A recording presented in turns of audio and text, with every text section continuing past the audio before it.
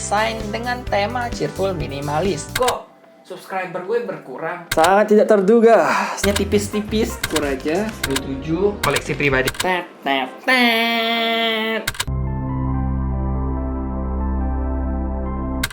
Halo book lovers, bersama gue Rio. Nah, di video kali ini gue bakal ngebahas buku dari Rui Meta. Ini judulnya itu adalah Belenggu Ilse. Ini mystery thriller. Dan ya, kita langsung aja. Buku ini berkisah tentang seorang wanita bernama Ilse yang tiba-tiba muncul di depan rumahnya. Firas, semoga gue gak salah ucap namanya, Firas, suaminya, dulu 2 tahun lalu kehilangan istrinya secara misterius. Istrinya ini kayak ya udah tiba-tiba pergi hilang. Awalnya diduga kayak berselingkuh dan sebagainya, tapi nggak ditemukan setelah pencarian yang cukup lama. 2 tahun kemudian gitu kan, akhirnya si Ilse ini muncul tiba-tiba di depan rumah mereka. Ilse ini ketika balik dia mengalami sebuah kondisi yang medisnya dikenal dengan PTSD atau trauma pasca suatu kejadian. Terus selain itu dia juga mengalami amnesia. Jadi nggak hanya satu hal tapi 2 hal. Dia PTSD, jadi dia kayak tiba-tiba bisa ketakutan, meringkuk, kayak tiba-tiba di pikirannya itu kayak sekelebat terlintas ingatan tentang siksaan, cobaan dan sebagainya atau traumanya. Nah, di sisi lain dia melupakan amnesia gitu, dia melupakan masa lalunya. Kejadian lebih dari 2 tahun yang lalu. Jadi semenjak kayak 2 tahun sebelumnya, peristiwa sebelum dia menghilang itu semua dia lupa. Nah, terus peristiwa setelah dia menghilang, kayak 2 tahun dia menghilang ini dia ingat. Dan itu menjadi traumanya dia, PTSD-nya dia. Dan di sisi lain kita akan bertemu tapi sepasang polisi yang sedang menyelidiki sebuah kasus kebakaran atau lebih tepatnya pembunuhan, karena di dalam rumah tersebut ada sesosok mayat yang ditemukan. Diduga mayat tersebut merupakan korban penyiksaan dan pembunuhan. Si pelakunya ini membakar rumah untuk menghilangkan bukti gitu. Penyelidikan mereka ini mengarah ke Ilse yang dikira-kira atau diprediksi merupakan korban selamat dari peristiwa tersebut. Nah, ini adalah kurang lebih plot cerita di buku ini. Gue akan bahas apa yang gue suka dan gue gak suka.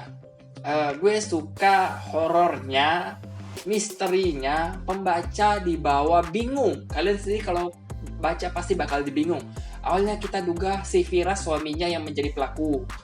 Terus berikutnya malah menduga kalau si temennya yang bernama Ralia ini yang menjadi pelaku. Berikutnya berpindah lagi ke orang-orang di sekitarnya. Karena si Ilse ini punya masa lalu yang bisa dibilang cukup kelam. Awalnya dia merupakan wanita yang bisa dibilang cukup baik-baik lah. Cuman kadang dia memperlakukan orang di sekitar dia cukup kayak keras, kasar, kayak ya belak-belakan ngomong gitu. Dan beberapa orang kadang sakit hati karena hal tersebut. Cuman ya mau gimana, tipikal orang dengan kepribadian kayak gitulah. Orang-orang semuanya sebenarnya kayak ada yang benci, tidak senang, tidak suka dan sebagainya lah gitu. Akhirnya kita bakal mencurigai mulai dari yang terdekat suami, sahabat, pacarnya sahabat, tetangga dan sebagainya gitu, bakal digiring ke sana kemari siapa pelakunya. Itu gue suka tuh. Sebagai penulis mystery thriller, gak horror sih, thriller lebih tepatnya, karena ini gore, sadis dan sebagainya, penyiksaan. Jadi lebih ke thriller bukan horror. Jadi kita bakal diperlihatkan suksesnya penulis ini menulis sebuah novel mystery thriller di mana kita sendiri dibikin bingung, pembacanya dibikin bingung siapa pelakunya. Itu yang gue suka.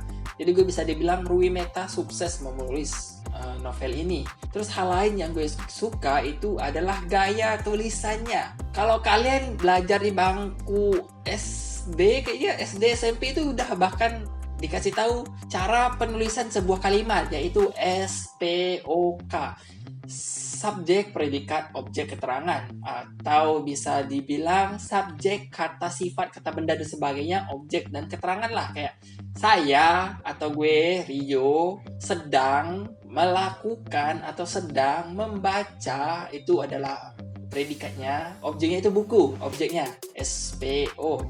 Terus keterangan siang hari Nah, gitu. Di sini gaya penulisan kayak gitu.